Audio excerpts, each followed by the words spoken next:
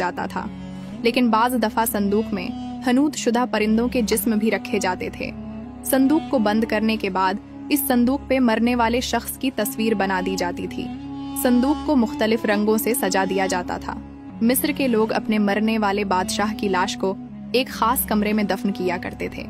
यहाँ तक कि बादशाह की जिंदगी में इस्तेमाल होने वाला सारा सामान उसके मकबरे में दफन किया जाता था और उसके साथ साथ उस मरने वाले बादशाह की जिंदगी के तमाम तर हालात उस कमरे की दीवारों पर एक तहरीर की सूरत में लिख दिए जाते थे।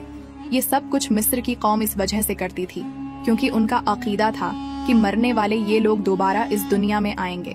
दोस्तों, आपको ये भी बताते चलें कि मिस्र में सिर्फ बादशाहों की लाशों को ही हनूत नहीं किया जाता था, बल्कि बहुत से अमीर लोग भी अपने प्यारों की लाशों को हनूत करवाते थे और इस काम को सर अंजाम देने के लिए मखसूस लोग तैयार किए जाते थे, जिनकी हनूत करदा लाशें हजारों